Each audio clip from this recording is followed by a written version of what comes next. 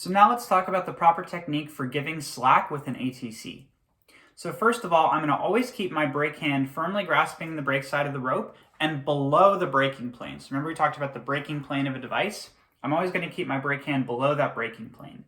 I'm going to take my guide hand and start to gently pull rope through the device as my brake hand comes up. So I'm kind of using my brake hand to feed rope in as my guide hand pulls the rope upwards. And once I've given my climber some slack, the first thing I'll do is actually slide my brake hand down the rope, right? So keeping a firm grasp, but sliding it down, and then slide my guide hand back down, ready to give more slack. Okay, so I'll do that a couple more times. So we're gonna go ahead and feed slack by pulling with my guide hand and sort of feeding with my brake hand.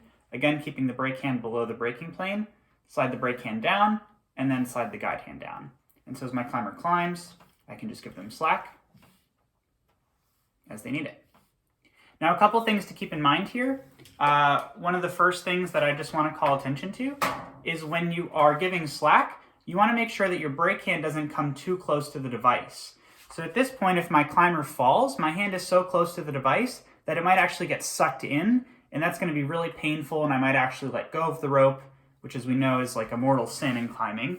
So as you're giving slack, try to just keep your hand maybe just a couple inches below the device, but certainly always below the braking plane, just to avoid your hand getting, sucked in if it gets too close to the device and your climber falls.